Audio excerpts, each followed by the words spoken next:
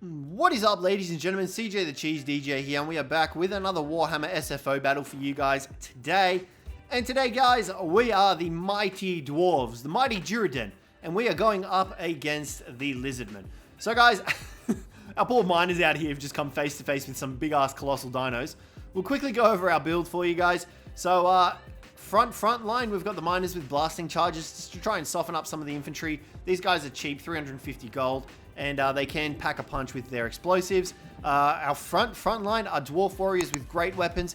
In between them, we've got some longbeards to give a little bit of the old grumbler buff, so they give a little bit of a leadership buff. Second line, we've got some more dwarf warriors with great weapons and another group of longbeards. Behind them, we've got two quarrelers. And as for our lord and heroes, we have Ungrim Iron Fist over here, Mighty Big Boy, a Slayer King. We've also got Felix and Gotrek. Gotrek is anti-large, Felix is anti-infantry, and they do buff each other. Up on the hill here, we've got two organ guns. These guys are just on the high ground just to rain hell upon whatever lizardmen decide to come up to them. We've also got two groups of slayers because I knew that there were going to be these Ripidactyl riders behind us. We've also got two gyrocopters with brimstone guns, anti-large, just to go toe-to-toe with said Ripidactyl riders, and another group over there. So that one's shortly going to come over here and start firing in on those. And you can see the miners with the blasting charges opening fire on the Bastiladon. However, this is a big, tough, scaly boy, and he is just going to absolutely plow through those explosives, and he's about to plow through these poor little dwarfs. Wait for it, here he comes. Here he comes, and it's a big boom. These poor suckers in the front line just copped a freaking 20-ton monster plowing through them. So, as for my opponent, lots of dinosaurs, lots of red-crested skinks, lots of Croxagores, and and he's got Tehenna out on foot over here, so, and a Salamander hunting pack. So, Tehenna on foot is a little bit of an odd choice. Normally, you'll see him up in the sky, but nonetheless, the other group of miners blasting charges do manage to get a bit of damage on the red-crested skinks. But let's get this battle underway.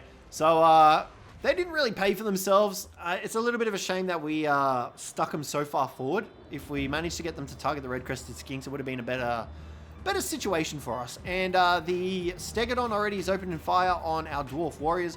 We start moving our organ guns a little bit forward, I believe, because, nope, now they're in range. And they're opening fire on the Croxagores. These boys are going to take some damage. Organ guns are armor piercing. They are just going to destroy those Croxagores. And you can see they are opening fire on those big boys. They are probably one of the biggest threats. The dinosaurs aren't really too much of a threat because we've got two groups of slayers here. We've got Ungrim, we've got Gotrek, we've got the gyrocopters up in the sky here. They're chasing the Ripidactyls over here. The Quarrelers opening fire on the red-crested skinks just to try and whittle them down a bit. They don't have shields. They've got a little bit of armor, so the Quarrelers will trade pretty decently into them. But red-crested skinks do not want to go face-to-face with a dwarven front line because they will get destroyed. Nonetheless, Croxagor's backing them up, but you just saw two of them fall to the organ guns right before that charge. They just got absolutely destroyed. And the organ guns are still firing in on the Croxagores and the red-crested skinks, and already you can see the damage difference between the two. Gotrek coming in to assist. The Salamander hunting pack absolutely destroying my dwarf warriors with great weapons. Look at the damage these guys are taking. These guys are absolutely destroying us. Ungrim, he's going to go toe-to-toe with one big dino. He's just going to find the biggest one he can and just fight it. And you can see that's exactly what he's doing, going straight for the Stegodon until we swap him off and decide to change him onto the Feral Bastiladon. Pop all his buffs, stand your ground, Deadly Onslaught, Axe of Dargo, giving him all that extra bonus versus large capabilities. The Stegodon does get into our back line of dwarf warriors with great weapons. Quarrelers are firing in though. They're firing in on this one as well. And you can see the miners with blasting charges actually did a pretty good job of holding the Bastiladon back here. This is the Ark of Sotek one. So this one caused, I think this is the snake one actually. No, this is the snake one. So it has the ability to cause like a shockwave effect that summons snakes. Right here, the dwarf warriors with the great weapons are going toe-to-toe with the red-crested skinks, doing backflips. It's not going to help them against these mighty boys, these stoic boys. But the Croxagores are coming in, and they are just plowing through the poor guys. Absolutely just hammering into them. There's flying dwarves going everywhere, and you can see we're starting to lose this battle a little bit here. The Bastiladon Ark of Sotek pops off and deals some of the damage to our Longbeards and Gotrek. And you can see the Ripidactyl Riders are slowly making their way to our organ guns while we switch our gyrocopters onto this singular group to try and shut them down from destroying our Quarrelers back here. Manticore Summon does go down to try and deal with this other group of Quarrelers, and there's a brave soul right here facing it toe-to-toe while the rest of his friends have their backs turned on him. Don't know why that was, but it is what it is. At this stage, we do decide to send the Slayers back in to try and help out with the organ guns, but we also drop the artillery, and you can see we leave it behind, run these guys off so that they can come back to their artillery at a later stage once these Ripidactyl Riders come off them. And the Slayers are coming back to deal with that last group of Ripidactyl Riders. Gyrocopter's over here doing a bang-up job of destroying these guys. I knew he was going to bring Ripidactyl Riders. He always brings them. So we came prepared this time. Miners with blasting charges. These brave souls are back. And they're coming in to drop some bombs on the Salamander hunting pack. Here they come. Watch the damage. Look at that. It is technically a rear attack as well because they had their back to us. So they're going to start routing soon even though they're on half health. And you can see a lot of my enemy's forces are starting to rout off the battlefield. Red-crested skinks are going. Feral Bastillodon's going. There's a buff down here that's just not doing anything. Miners managed to get another volley into the Salamanders. This Feral Bastillodon's just chilling. But Gotrek's healthy. He's on full health. The Dwarf Great Warriors with great weapons over here are fighting Stegodon. And Ungrim himself is fighting these Kroxigors and Tehenna or by himself. He ain't scared. Let's get back. Let's get right in the center of this. Watch this. The Slayer of Kings go toe-to-toe with the Prophet of Sotek. There's a bit of a spell coming down. Call of the Flock, I think it's called. Something like that. Summons Crows. They're going to just hammer into Ungrim. He just copped 4 blows in a row from Giant Crocodile Boys. He's definitely copping a blow. He's definitely not having a good time in here. That's for sure. But nonetheless, he's definitely holding his ground. He's starting to waver, I think, a little bit now. No, is he unbreakable? He might be unbreakable because he has literally not lost any leadership, or he's just really confident in his abilities. Quarrelers are back online. Gyrocopters are firing in on the Stegodon. Organ guns are coming back online as well. They're going to start firing into these guys. You can see they're just shutting down the Feral Bastillodon over here. We've got the Quarrelers firing into Tehenna to help him out. And we do send Felix in to try and deal with Tehenna. Because Tehenna is on foot, he is technically an infantry unit. So Felix will deal some decent damage once he gets up from that big thwack from the Kroxigors. He's going to drag his two-hander around and get into Tehenna.